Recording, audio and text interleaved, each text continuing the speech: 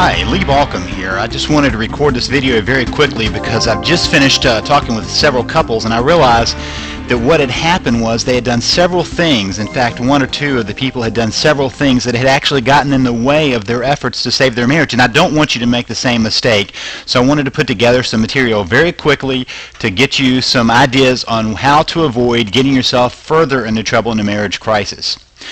First of all, I don't know if you know the statistic, but each year 1.1 million marriages end in divorce. In other words, half of marriages, we get about 2.2 million marriages that start in the U.S., and the number that ends is half of that. The question is, will you be able to beat the statistic? And I'm going to show you some ways of not getting yourself further into trouble. Sometimes we are in the effort of trying to save our marriage, and we don't even think about what we need to do or not do when we're trying to save our marriage, because if our marriage is having problems, and if we're fearful of being headed for divorce, and if we feel stuck, sometimes we begin to take actions that actually cause more trouble. So we're going to get this going so that you can have some things straight off the bat that you can apply today, right now, in order to avoid getting into these traps that keep the marriage from getting out of trouble.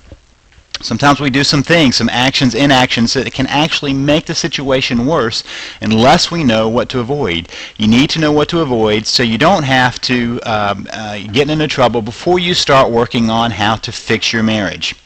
Let's get started right off the bat. The first don't is don't refuse to face reality. One of the biggest things I see is people just kind of floating around as if nothing's happening, and my comparison is watching people get into financial trouble. They don't even notice as their debt goes up and up and up. They refuse to notice that their habits of spending are out of control. It's the same with the marriage. Sometimes we refuse to face the reality of what's really going on. All the time, our initial reaction is to avoid reality. That's why we call it denial. But once we get through that denial, the question is how quickly we get through that denial. You see, sometimes not facing reality has been the problem for years. I've seen people who have had spouses who have been talking to them in very mean ways for years and years, and the spouse was never even aware of what they were doing.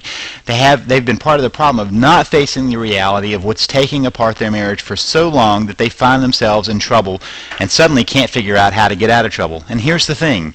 Little problems can become big problems if we refuse to look at them. I don't know how many times I've looked at a couple and said, man, I wish you had come a year ago, or 6 months ago, or 6 weeks ago, before this turned into a snowball that was so huge that I didn't know if I could turn it around. It's time to assess the situation. It's time to sit back and say, what's really going on? What's my role? What has been here for a long time? What are the patterns that we need to be looking for? In other words, it's time to face reality and see where you're going. You're likely watching this video because you're beginning to face reality, and you're beginning to think that something might need to change. Continue doing that. Continue to assess the situation. Don't be going through this as if nothing's going on and kind of hiding your eyes from the whole situation. The second don't do is don't do nothing. In other words, don't be frozen. Don't just get stuck. Sometimes when we're overwhelmed, we just find ourselves completely paralyzed and we can't get ourselves moving. Sometimes when we think so much about the situation, we find lots of different possibilities and we exhaust ourselves thinking about all the possibilities and we never take action.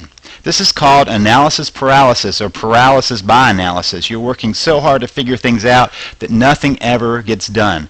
Don't fall for that. Don't get stuck in the pattern of do nothing so that you end up completely frozen in inactivity. The second part, just the opposite. Don't do everything. Sometimes it's very tempting to go out and grab all those books, grab all the advice and all the seminars, and you end up scattering in about 15 different directions all at the same time. You find yourself completely locked into reading book after book after book. You listen to advice after advice after advice. You find all these resources, and you start trying to apply them all at once. Don't do that. Pick out the best advice you can and apply that advice.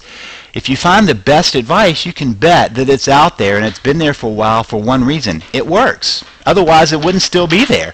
So stick with some piece of advice, work on it hard, and see if you can make some dent in what's going on. Now let's get into a couple other practicalities of don't. Don't tell everyone.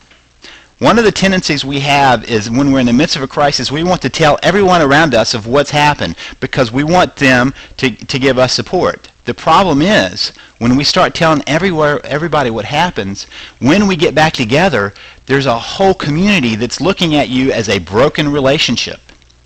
That backfires and it makes it very difficult. Think about your family. If just your family knew, all your family knew about what's been going on, whose side are they likely to choose? They're likely to choose your side against your spouse. And suddenly you fix things in your marriage, you say, hey, everything's okay, and they still feel some resentment towards your spouse. So you have to be very careful. Don't go to the mountaintop and tell everybody what's going on. You may find yourself getting some support, but overwhelmed with what happens on the back end.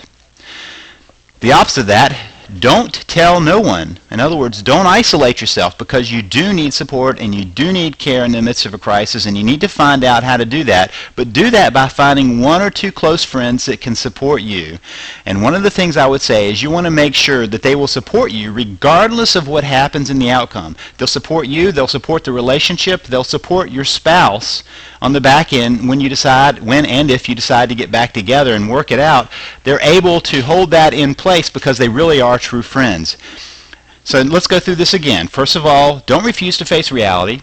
Second, don't get yourself paralyzed. In other words, don't do nothing. Third, don't do the opposite of that, which is to do everything. Fourth, don't tell everyone. Fifth, don't tell no one. If you do these things, you're going to increase the capacity of being able to put things back together because you're learning what not to do. Now, if you want to know more about what not to do, I have a very special report that you can get access to. If you go to www.savethemarriage.com, you'll find a special report that you can access there about the 5 things not to do. And these are not those 5 things. I've got a whole nother, it's my top 5 things of what not to do.